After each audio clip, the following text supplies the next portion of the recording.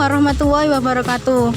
Nama saya Marcella Octaviola sebagai pemandu kegiatan pengamatan dari kelompok 2. Sebelum melakukan pengamatan, ayo mengenal apa itu tumbuhan Pteridophyta.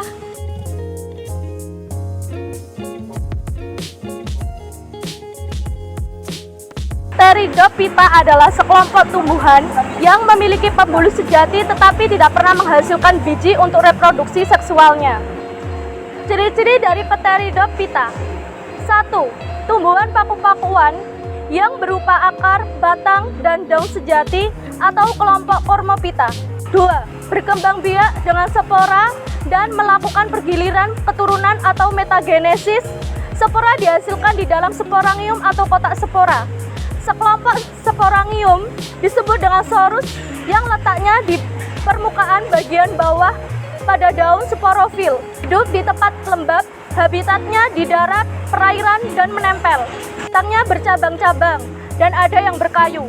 Rhizoid sudah berkembang ke bentuk akar. Sudah memiliki pembuluh pengangkut yang disebut dengan xilem dan phloem. Daun tumbuhan paku muda memiliki daun yang menggulung dan bersisi. Struktur Pteridophyta: 1. Akar, 2. Batang, 3. Daun. Klasifikasi Pteridophyta dibagi menjadi 4 kelas, yaitu paku sejati, 2. Paku purba, 3. Paku ekor kuda, 4. Paku kawat. Reproduksi Pteridophyta pada generasi tumbuhan paku baik pada paku homospora, paku heterospora, ataupun paku peralihan pada prinsipnya sama. Ketika ada spora N yang jatuh di tempat yang cocok, spora tadi akan berkembang menjadi Protalium N yang merupakan generasi penghasil gamet atau biasanya disebut sebagai generasi gametofit yang akan segera membentuk Antheridium N yang akan menghasilkan spermatozoid N dan Archegonium N yang akan menghasilkan ovum N. Ketika spermatozoid dan ovum bertemu, akan terbentuk zigot 2N yang akan segera berkembang menjadi tumbuhan paku 2N. Tumbuhan paku yang kita lihat sehari-hari merupakan generasi sporofit karena mampu membentuk sporangium 2N yang akan menghasilkan spora N. Untuk berkembang biakan, fase sporofit pada metagenesis tumbuhan paku memiliki sifat lebih dominan daripada fase gametofitnya. Setelah kita mengetahui apa itu Pteridophyta, sekarang kita melakukan pengamatan terhadap tumbuhan Pteridophyta. Yuk kita cari dulu yuk.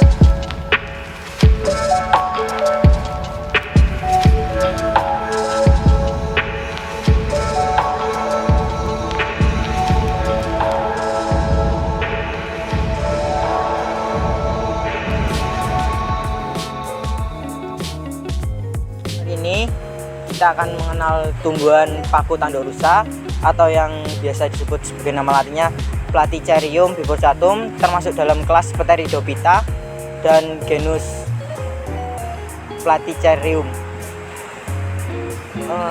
Ayo mengenal dulu apa itu tumbuhan paku tanduk rusa. Paku tanduk rusa adalah sekelompok sekitar 18 jenis tumbuhan paku epifit yang semuanya tergabung dalam marga Platycerium. Tumbuhan ini memiliki penampilan yang khas karena memiliki dua tipe ental dengan fungsi dan bentuk yang jelas.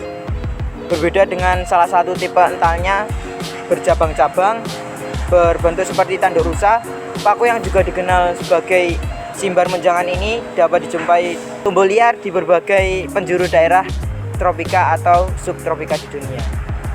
Kali ini kita akan mengenal tumbuhan paku sarang burung yang nama ilmiahnya adalah Asphelium nidus. Tumbuhan ini merupakan jenis tumbuhan paku populer sebagai yang biasa digunakan sebagai tanaman hias halaman.